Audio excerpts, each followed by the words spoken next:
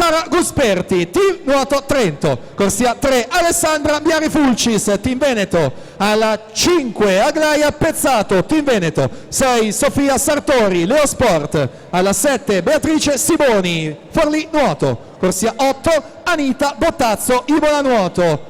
In corsia 4 per il Nuoto Club Azzurra 91 fa il suo esordio a questo meeting di Halloween. Sono 18 i titoli italiani assoluti, già campionessa europea e mondiale di vasca corta, 3 partecipazioni olimpiche, già qualificata per gli europei di corta del mese di dicembre, Ilaria Bianchi.